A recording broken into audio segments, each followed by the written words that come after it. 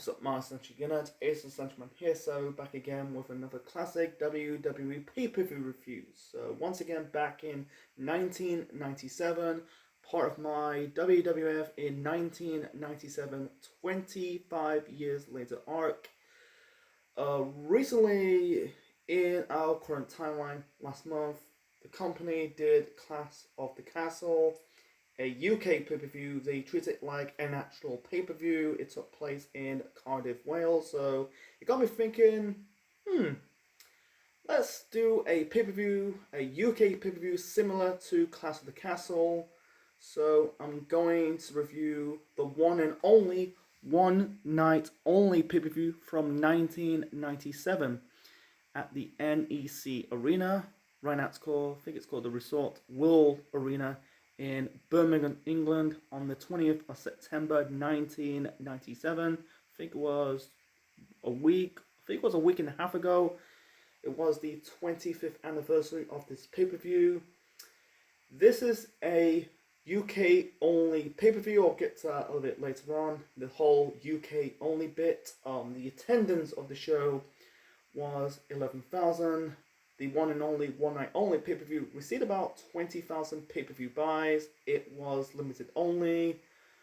I think this was the first time that Sky Box Office produced a WWF pay-per-view on that channel, because they've never done it before, because most of their pay-per-views was on Sky Sports, a pay-in. Actually, Sky Sports is a free channel to watch. You can watch, at the time, sometimes WWE pay-per-views or F pay-per-views back then for free.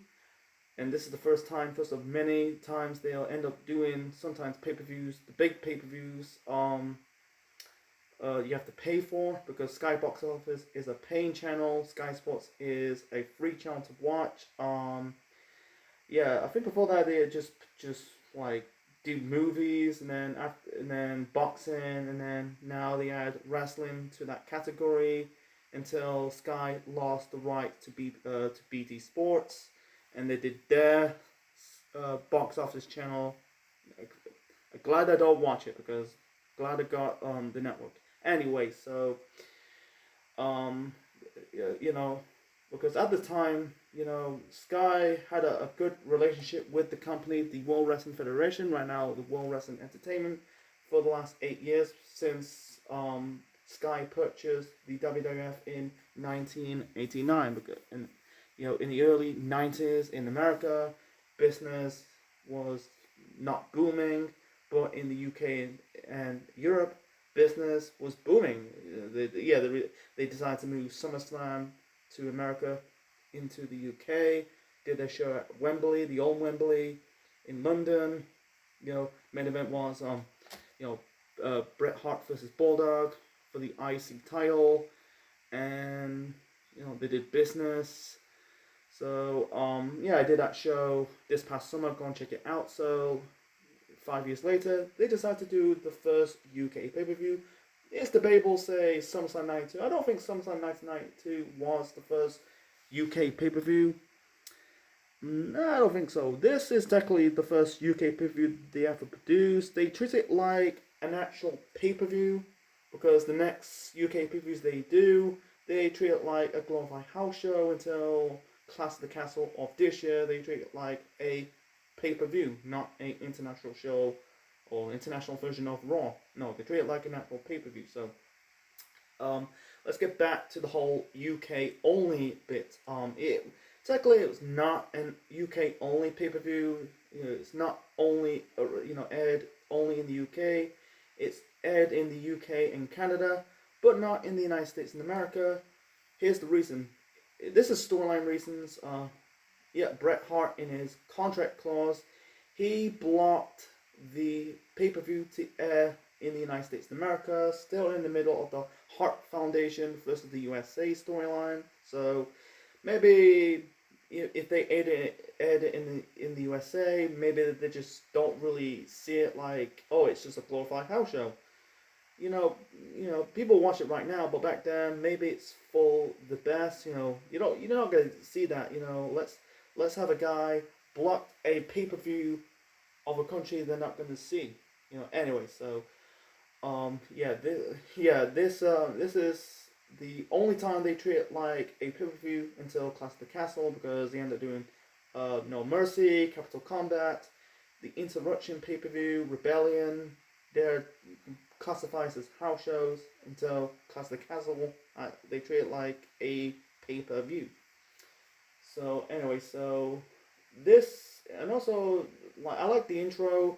Had the Skybox Office intro, the kind of parody of a Fox intro, and then Jim Ross, narrates British Bulldog David Boy Smith. This is the second homecoming to him, because his first homecoming, brought his match with Bret Hart at SummerSlam in 1992. He's coming back to defend his country, because he's coming back to defend the European title against Shawn Michaels. We'll get to the main event later on in this review. And also, he said he is a rogue in the United States of America, because the whole word Bizarro World, it's not a Canadian thing, it's just a UK thing, because Bulldog is treated like a hero in the UK.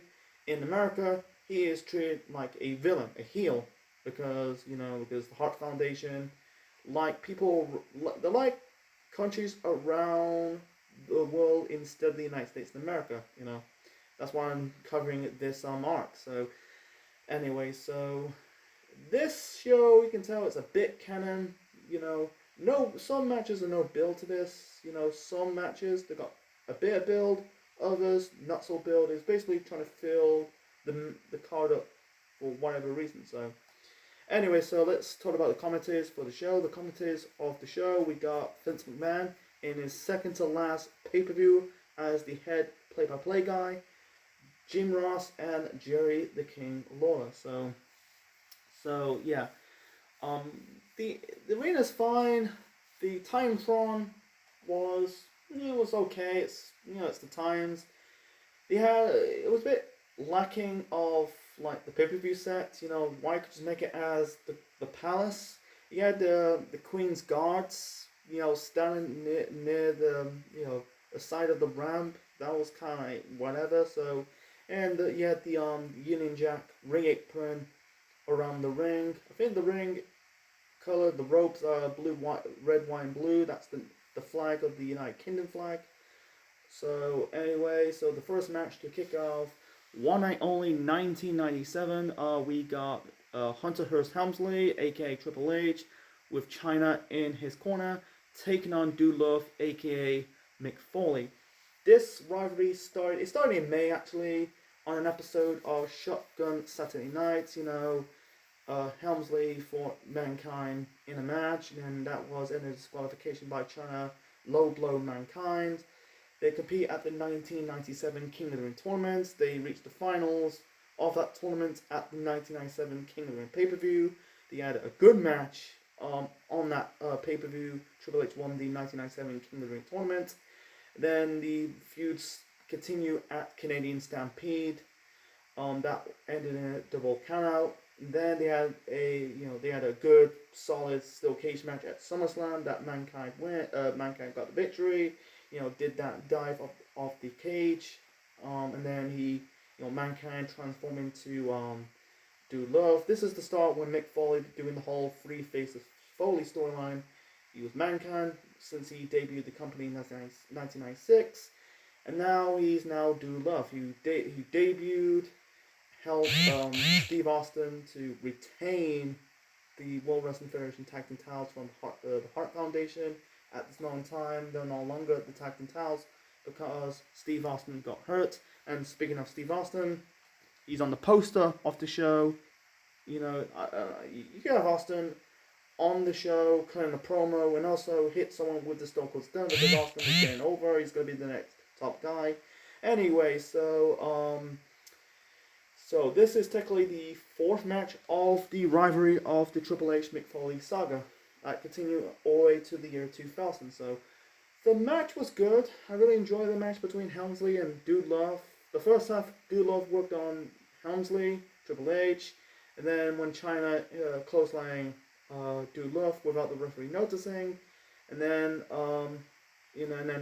Triple H got the offense. I think that's the first time that Triple H did. He had this spot with the referees. One moment He locked Doolittle with the Downable Stretch. Triple H put his hand on the ropes for leverage, and then Mike Chioda, the referee, kicked Triple H's arm off the ropes. They did, the spot when Triple H put, he did a spot with Earl Hebner pushing each other. It was the first of many times. Maybe he did it some referees, but usually with Earl Hebner. I said in my review of SummerSlam 2002, him and Earl Hebner got in a lot of shit, man. So, anyway, that was the first time, Triple H, it was kind of funny. Chioda showing at Triple H. He backed him in the corner. That was kind of funny. The match was good. It was good. People say it's the weakest match of the rivalry, but I kind of disagree. It was good. I like the matches. The matches at King of the Rings, Canadian Stampede, and SummerSlam. They are good, but my nitpick about it is there was too much interference by China. It had a sour taste in my mouth. So, anyway, she interfered 3 times. It's minimum. It's for the best, man. So, in the end, Doolittle hit the double arm DDT. I think China put Triple H's foot. He'll become Triple H, by the way. It's Hunter Hearst Helmsley. He put Helmsley's foot on the ropes. In the end, Hunter Hearst Helmsley hit Doolittle with the pedigree to win this match, and it's 2-1 in the rivalry because Triple H won the first match at King of the Ring, and then the second match was a double count, like I said, and then Mick Foley equalized the rivalry at SummerSlam, and Triple H lead the rivalry 2-1. This will set up the false count anywhere match on Raw 2 nights later. You had this epic, you can say epic moment, but you had Doolittle and Mankind on the Titantron talking to each other, and they introduced Cactus Jack, false count anywhere match, and then that was basically the blow off the rivalry, and then they won't fight again until the year 2000. Both Mick Foley and Triple H will be in the main event scene, and at this moment in time, Hunter Hearst Helmsley in China basically in line themselves with Shawn Michaels. To get more into that, later on in this review. So, by the way, I think it was a good match between Hunter Hearst Helmsley and Doolittle. So, after that, the pay-per-view gone a bit sour, got downhill after that. It picked up in the final 3 matches. We'll get to that later on. So, anyway, so the next match, holy fuck.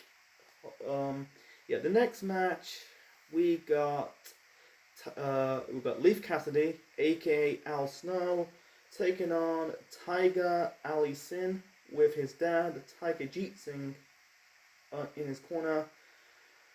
Boy, this is technically the worst match of the night. Tiger Alison debuted, was it 1997? He won the Kuwait Cup.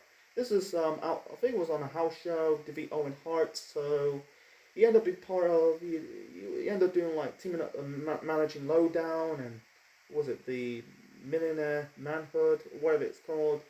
Yeah, he was very forgettable on WWF programming throughout the Attitude Era before Tiger Alison left the company in 2002. This is confusing. I'll get to that a little bit shortly. Tiger Alison cut a promo, and basically this is stupid because he's technically the babyface. He said I'm a proud Indian Canadian. I'm drug free. I'm the Messiah. I wish all my Canadian fans, wish all my Canadian fans back home, something like that. And then you got Tiger, his dad, Tiger Jeet Singh, basically say something in Punjabi. I do not know. I think he's got a bit of a pop. Because Birmingham in the West Midlands, not in Alabama. I think it was a multicultural place in the UK alongside London. Yeah, why Tiger Alison did that promo? Because for once, this show is not in Canada. It's in the United Kingdom. It's in Birmingham, England. Why they did that? It just made him a joke. It's just I'm guessing it's a sign I'm not like you. Why could you say I'm proud to be represent, the United Kingdom, even though I'm from Canada. But it's just like stupid. It didn't do nothing in the company. You can't not wrestle for shit. The match sucked. No one really cares. They just like it was a pin drop. And anyway, so in the end, Tiger Allison hit Leif Cassidy with the Tiger Bar. It's basically a bulldog off the top rope for the win. And this was Leif Cassidy's final match in the company before going to ECW. He came back to the company 1 year later with a new character to become Al Snow. He reinvented himself doing the head gimmick. He ended up being part of the Jud Squad, and then the founder of Head Cheese. Teaming up with Steve Blackman in the year 2000, plus becoming the head trainer of Tough Enough. So yeah, it was a shit match with a crap promo with Tiger Allison saying like he's a proud Indian Canadian, even though you're doing it in a UK show.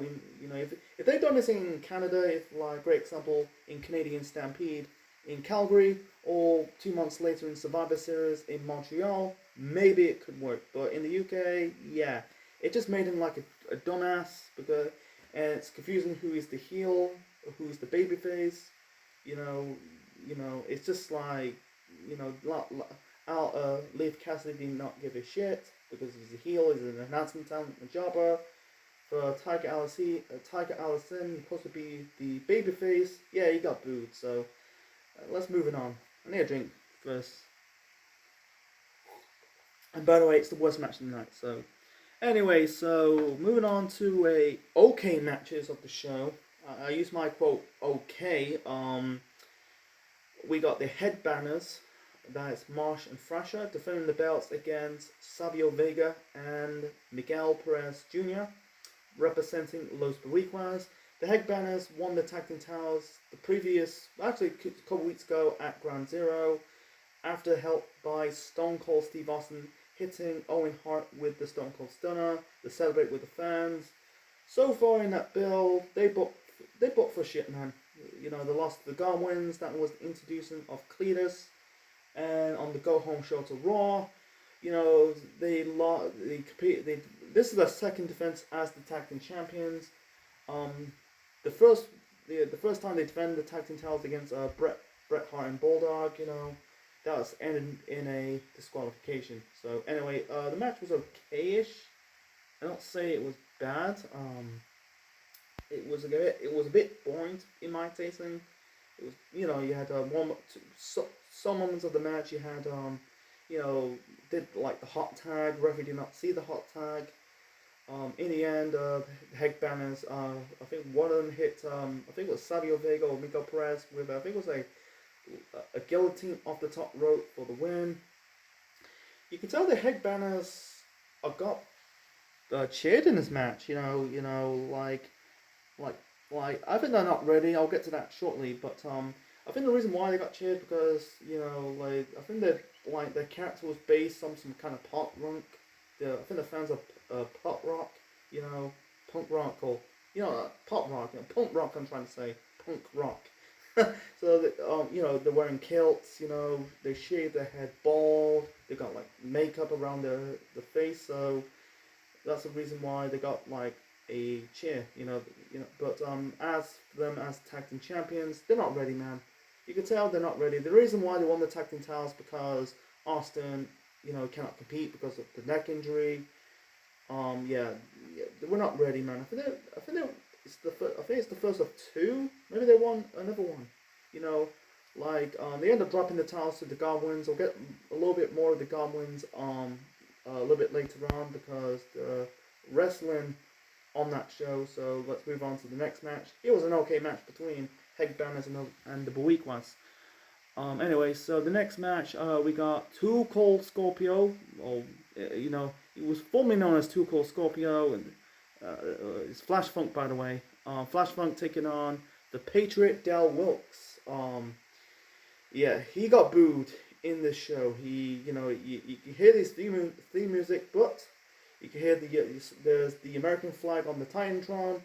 He was waving the American flag. Why? He's a bit of a dumbass. He's supposed to be the babyface. This is the whole Bizarro world, folks. Not just a Canadian thing, but a UK thing, cheering for the heels, booing the babyface, and Dale Wilkes is supposed to be the babyface. Yeah, he's waving the flag, got a negative reaction. I think Too Cold Scorpio, Flash Funk, he got some reaction, but yeah, he's an underrated worker, Too Cold Scorpio. Machine never got that big push. He never got. He didn't really make it to the company. Maybe you like in other companies, like great example in ECW. I think he did wrestle in WCW. He got like more of that respect, but in this company he didn't. You know, he came out with a prototype version of Brodus Clay's Funkosaurus character. He'll end up using it in 2011 all the way to 2014. Anyway, so the match was okay for what it is. It's not gonna be like a banger, like a 4-star classic. I heard rumors like they were tag team partners. They were a tag team with Buff Bagwell in WCW. I think that was true. I'm not too sure. In the end, the Patriot got the victory. Hit the what's it called, the Uncle Slam or the Uncle Sam for the win. And by the way, this was not Too Cold Scorpio. This was the Patriot Dale Wilkes' second to last pay-per-view match in the company. He had one more match at Bad Blood in the flag match, and then he ended up getting hurt, and you never seen Dale Wilkes ever again. It's a damn shame. I'm glad he never wrestled in the Attitude Era. I think if he wrestled in the Attitude Era, he'll get booed in the building. He'll get booed out of the building. You know, I think people are not buying into the Patriots. You know, they did well, you know, showing his background. Yeah, he wrestled in Japan, but yeah, the whole Patriot stuff, people are not buying into it. You know, it's only a short-term thing, not a long-term thing. You know, recently, you know, before this pay-per-view, 2 weeks prior, he fought against Bret Hart. You know, he was briefly in the WWF title picture, lost, and yeah, it was the beginning of the end of Dale Wilkes at the Patriot. It's really sad because he just died last year in 2021. So moving on to the next match. So the next match, the next match, we got LOD, Hawk and Animal, taking on the Godwins. This is a continuation of the rivalry. It started in April when Hawk hit Henry Ogon with a botch Doomsday device. Carson, Henry Ogon suffered a neck injury. Then they came back as heels, and then they had the match at SummerSlam that the LOD got the victory. Recently they introduced Cletus into that group, so yeah, 1996 to like LOD is popular, but with the Godwins they're not. Yeah, they came out with the Confederate flag to get heat. You can tell they ditched the whole hog pen farmer gimmick. They end up becoming Southern Justice, teaming up with Jeff Jarrett, and use their real names. By the way, Phileas trivia, he is the future Midian, by the way, and future naked Midian in the year 2000 with a bum bag and wearing completely nothing. So, anyway, the match is shit. It was boring, the first match at SummerSlam was not that good. This was not an improvement. Trying to keep it short and simple. Similar to the tag team title match from earlier. Referee did not see the hot tag. In the end, LOD hit the I think it was Henry or Phileas with the Doomsday device for the win. And as for the Godwins and LOD, like later on in October, they'll end up winning the tag team titles. The Godwins win the tag team titles. Yeah, I'll get to those roles in the coming weeks. So that was match number 5. So I'm going to talk about a segment briefly. You had Ken Shamrock coming out saying, because on the Go Home show to this pay-per-view, he compete in the Intercontinental title tournament against Farouk, leader of the Nation of Domination, not on the show. He compete against Farouk. Farouk hit a stiff-looking, I think it was a spine buster or suplex onto Shamrock. He bled. He said he punctured a lung. Cannot compete in this match. He cannot get wearing his ring attire, knuckle up. Was it knuckle down? I don't like that. I don't like that theme. I don't like that catchphrase. Knuckle down. It's a bit dumb. But I think they stopped it Anyway, so he said he disappointed compete on this show, and then out comes Billy Gunn or Rockabilly, gloating, and then he cheap shot Ken Shamrock. Shamrock got his comeback, locking the ankle lock for the win. Actually, it's not really a match. He locked him. He made Billy Gunn tap out. That was it. That was the segment. So Billy Gunn, yeah, hit him like in a singles run with the Honky Top Man, not working. The best for his career is teaming up with Jesse James, the future Road Dogg, and become the New Age Outlaws and part of DX. So it was just killing time, you know. I don't know why they did this on a pay per view. You know, save it on Raw. You know, I feel like this is a segment you can from Raw, not on a pay per view that you're spending a lot of money. So I need a drink, man. My throat's a bit dry, so I understand the killing time, but like I said, just save it on a weekly show on Raw, not on a pay per view. Like I said, spending a lot of money, not a lot of money, but spending money for a pay per view for a segment that's belong on a weekly TV show. So I'm sorry I'm speaking like broken record, man. So let's move on. The final three matches on the show, you could say, kind of bring up the pay per view up a bit, you know. So yeah, the next match we got Vader taking on Owen Hart. So Vader recently turned babyface, part of this rivalry with the Hart family. He aligned himself with the Patriot. They end up fighting Bret Hart and Bulldog at the next pay-per-view. That's Bad Blood.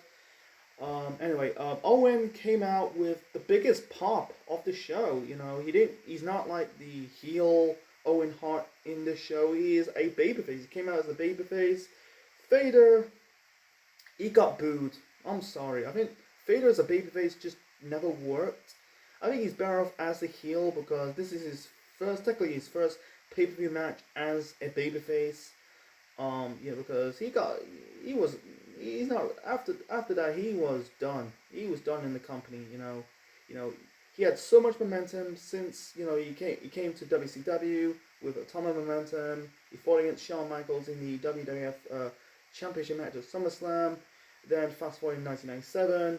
He kind of fucked himself up when he attacked a news reporter in Kuwait saying wrestling's fake. That really fucked him. It really put him in the doghouse, to be honest. So, anyway, Owen and Vader, it was good. It's basically speed versus strength. Instead of Owen going over, like I said, he's not being the chicken shit heel. He's a babyface. Very weird to see Owen as a babyface before he actually he was a babyface before he turned heel in 1993 to kick off his feud with Bret, his brother Bret. He was a babyface.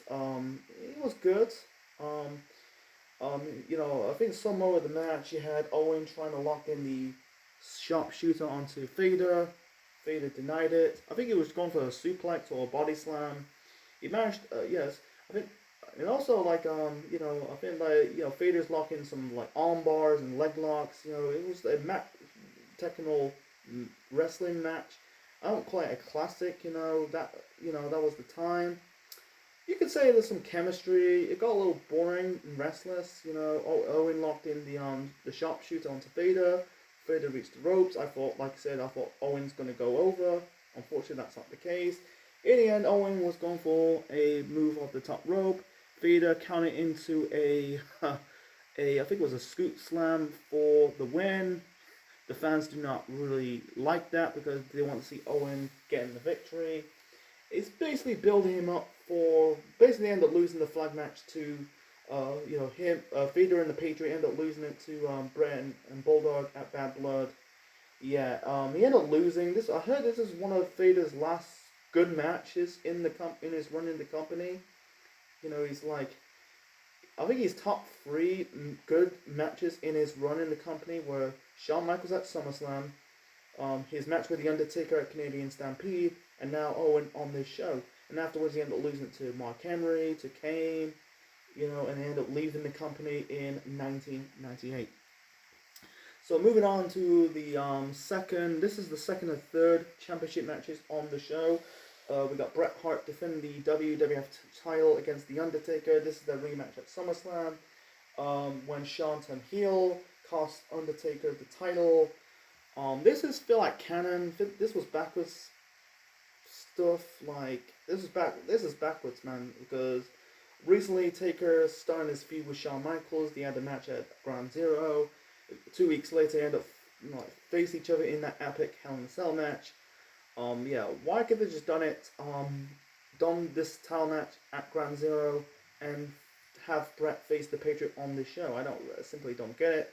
Some of these matches feel like canon, a little, it's basically just no storyline progressing. It's just kind of like weird. But anyway, the match, it was good. I prefer that match at SummerSlam a bit better because you got interference like members of the Hart Foundation, Paul Bearer. You could tell like it took a bit of a break of this Taker Bearer stuff. This is waiting for the arrival of Kane. The match was a bit boring. The whole bulk of the match, you had Brett working on the leg of Bret Hart. Brett working on the leg of the Undertaker. My apologies. It got. I think some moments of the match you had Taker working on the back of Brett. It was good, but the ending was a bit anticlimactic. But it was starting to be really good. I think one more of the match, Taker was going for the old school. Brett countered it. Brett locked in the figure four leg lock onto the ring post. He did the same move in the ring. He managed to lock in the sharpshooter onto Taker.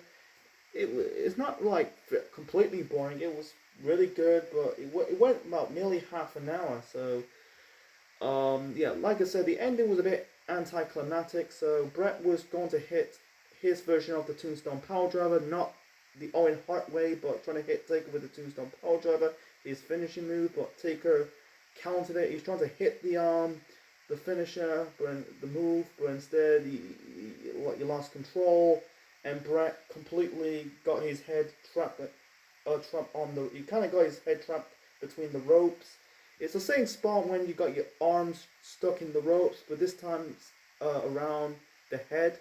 It's the same spot when Mick Foley lost his ear in Germany. So the referee trying to free Brett, and meanwhile Taker attacked Brett with weak punches. The match ended in disqualification. Brett retains the title, and then afterwards Undertaker got pissed off. He hit the referee with a choke slam. I think he hit one of the Stooges. Is it Gerald Briscoe or Pat Patterson? I'm not too sure.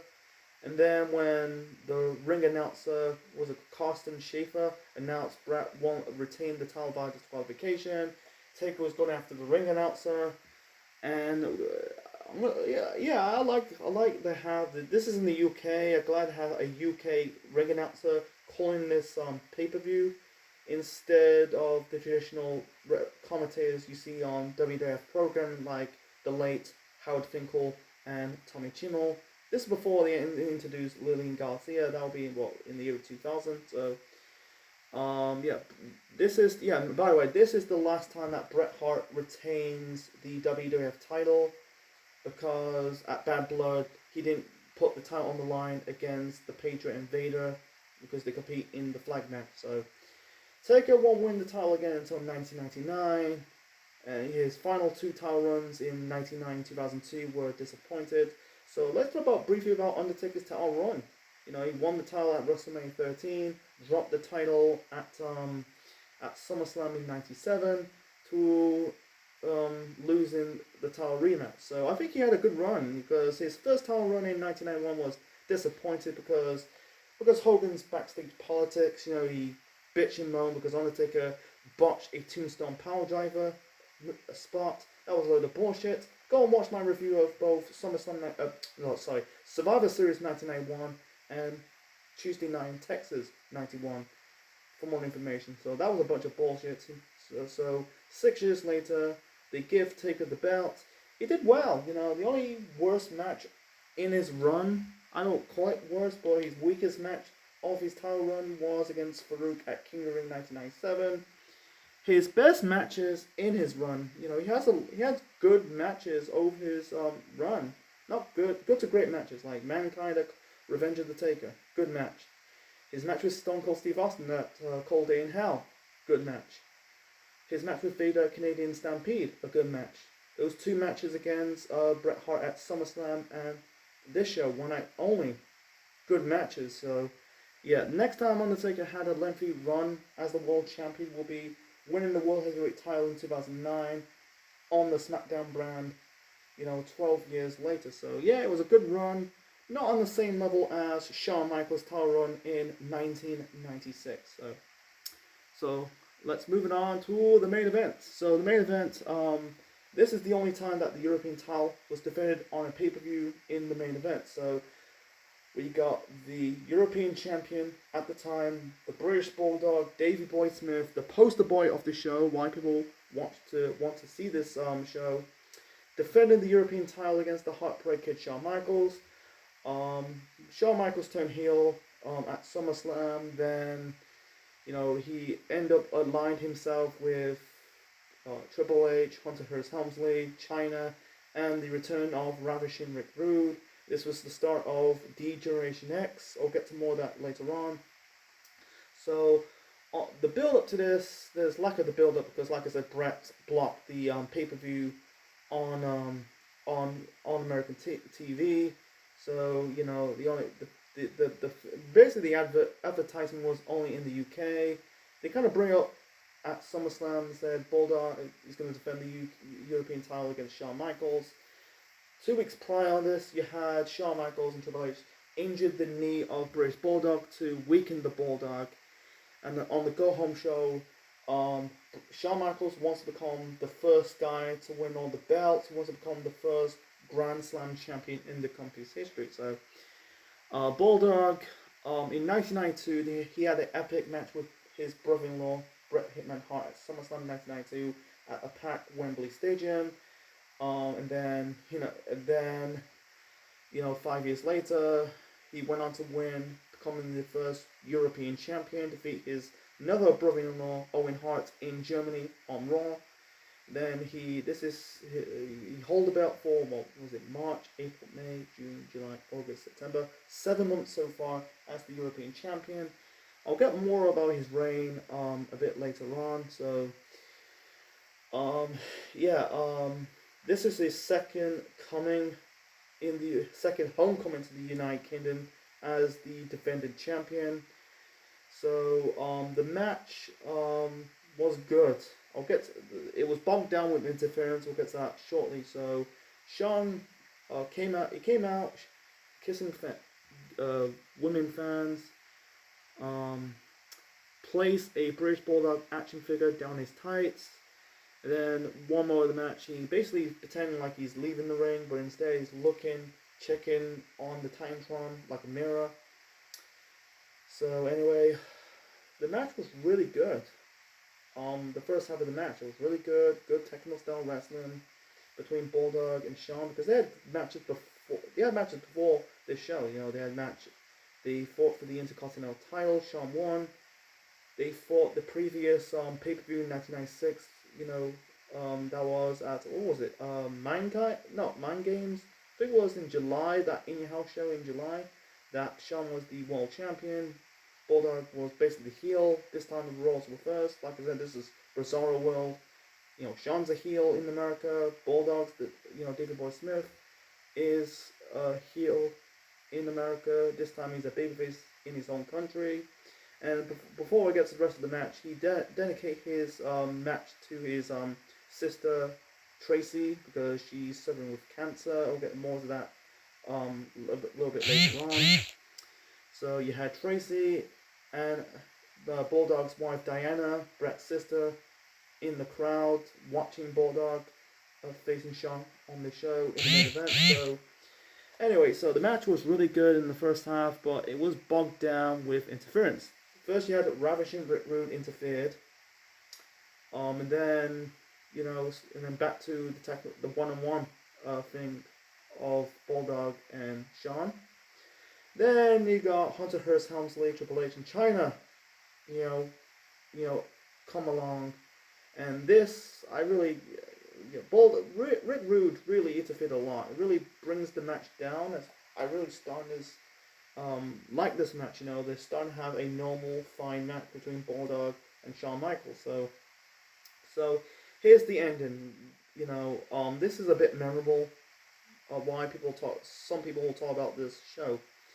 Bulldog was about to hit Shawn Michaels with the running power slam, and his knee basically gave out, and then all of a sudden they're working on the knee, slamming his I think they got caught between the ring barricade. So basically they kind of used the barricade to work on Bulldog's knee even further. Helmsley hit the pedigree onto Bulldog, and then in the end Shawn managed to lock in the figure 4 leg lock. The selling was really good for Bulldog. He's not gonna to tap out in his home country, because at the time Ric Flair was using the hold, because it's basically taking shots at WCW.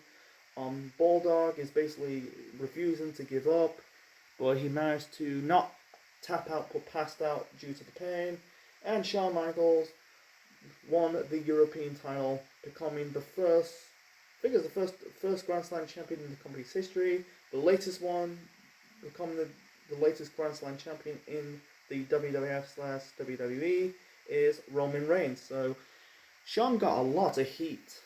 He got a lot of heat, and he basically grabbed the mic, says he done it for the Hart Foundation. He done it for Bulldog's wife Diana.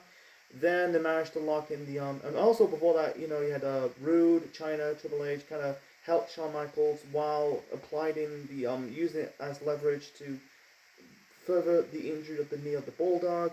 Then they afterwards Shawn managed to lock in the Bulldog with the figure 4 leg lock. Triple H got the mic and made Bulldog says, "Scream Bulldog for your country." Then, and also before that, you had Shawn removing the knee brace off the Bulldog and throw it towards his wife Diana, and then Diana came to the barricade, trying to pull Shawn away from Bulldog, and then China got involved. And then you got Bren Owen came to the rescue. It was a bit too little, too late. It got me thinking why they should have helped Bulldog during the match. Why they're not help them, beats me. So. Yeah, Shawn got a lot of heat. The fans were booing out of the building. They got pissed off. They really want to kick Shawn Michaels' head in because it's a hostile environment. And there's some controversial. So here's the controversial part. On the day of the pay-per-view, they changed. The original plan is supposed to be Bulldog retain the European title. Shawn, because this is in the middle of the Shawn Michaels Bret Hart rivalry, personal rivalry. Shawn played his political card. He wants to, he's going to face Bret Hart anyway, so he wants to get some heat. Unfortunately, he doesn't really need to get some heat because it's in the United Kingdom.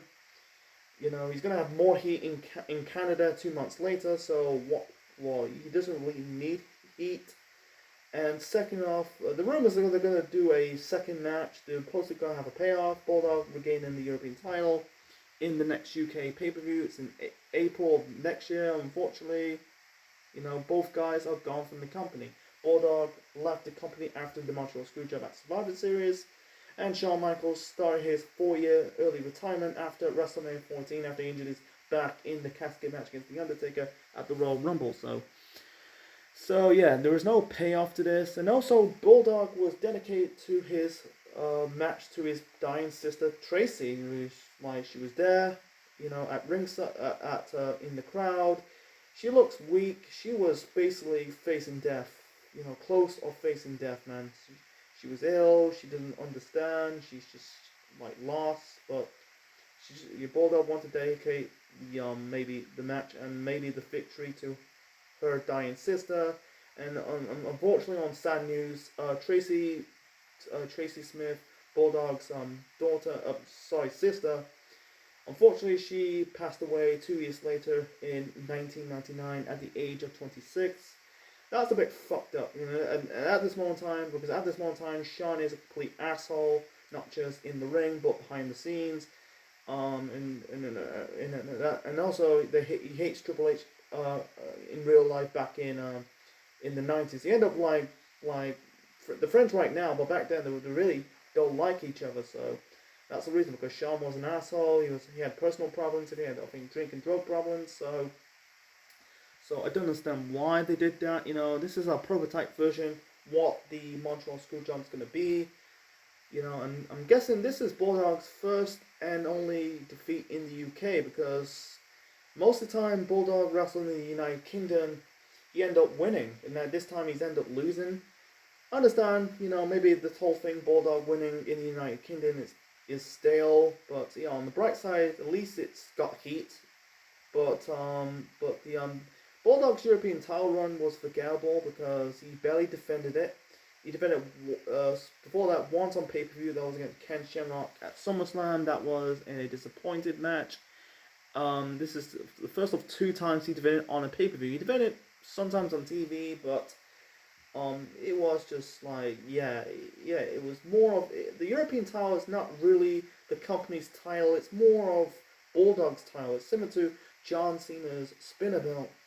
It's not the WWE Championship. It's just John Cena's title. So I'm glad they made it actual as a title after Bulldog's reign, because when guys went on to win that title, they ended up becoming future world champions like Triple H and Eddie Guerrero, Christian, Jeff Hardy, RVD. I think RVD.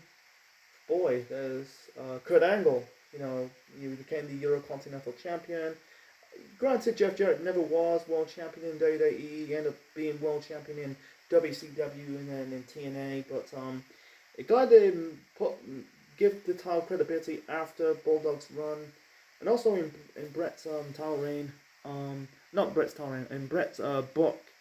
According to Brett's book, this show, Bulldog lost he basically lost his passion of professional wrestling after this. So yeah, it was a disappointment. It's a big. I think during the summertime, and this show, you can tell it was the beginning of the end of the Hart Foundation and the Hart family, because they had a good moment at Canadian Stampede, and then it went downhill at SummerSlam. Owen injured Austin's neck, and then this led up to Bulldog getting screwed on the show, and now they led up to the Marshall screw job 2 months later. And also 2 years later, you had the death of Owen Hart. It really fucks Bulldog, not physically, but it really fucked him mentally, because he got injured his back in '98, and then in '99 lost his sister due to cancer, and also Owen due to the events at Over the Edge. So it's bad, but I don't want to get into more details of it. So I wish they just Vince kind of he does it, man. He does it. 2 months later at Survivor Series, I wish they'd just let the original play, let this thing play out first, and sort out the problems later. So that's my spiel on it. So it was a bit fucked up what Sean did, but it's the way to get heat. It's just what it is. But anyway, so my final rating for the one and only WWF One and Only 1997. I'll have to give it a 6, man. Besides the 4 matches, the Bulldog Shawn match was a good match, by the way, but it was bogged down with interference, including that ending. But besides that, you had Shawn and Taker, Undertaker Brett. It was a good match, but besides, you had that finish really brought the ending down. The opening was good. Helmsley, Dude Love, and Owen and Vader was good. Yeah, it was shocked to see Vader getting the victory over Owen. It wasn't really a bad show. He had some, there were some okay matches, like the 2 tag team matches, Heck Banners, Los Periquas for the tag team titles. Godwins LD was okay. Flash Funk Patriot was also okay. The only bad match on the show has to be, Tiger Alison versus Leif Cassidy was filler. Austin's not on the show, brought this show down, and like I said, the ending of Bret Hart Undertaker and the ending of Bulldog Shawn really brought this this art took a dip after Canadian Stampede and SummerSlam. It went down a little bit at Ground Zero. Ground Zero was a fun show, but this show, it was a bit, this was, you can kind of watch it, but if I give it thumbs up, thumbs down, thumbs in the middle, I have to give it a thumbs in the middle. It was an okay show, wasn't terrible, but at the same time, wasn't great. So anyway, hope you enjoyed my review of One Night Only 1997. Hope you after the events of my SummerSlam 1992, you can tell the lightning's not going back in the bottle. So anyway, so hope you enjoyed my review of One Night Only 1997. Leave your thoughts in the comments section below. Smash the like button, click the like, click the bell, subscribe to the Central Man Network on YouTube, be part of the Central Unit for more wrestling videos and more. Next time, let's do one more pay-per-view in 1997. We're getting close to the 25th anniversary of another pay-per-view. We had the debut of one of the best structures in professional wrestling history, plus a good one of the best debuts in professional wrestling history, and plus the death of a loose cannon. You know what I'm talking about. I'm talking about Bad Blood in Your House, 1997. So this is Essential Man officially signing out. Check you later, folks.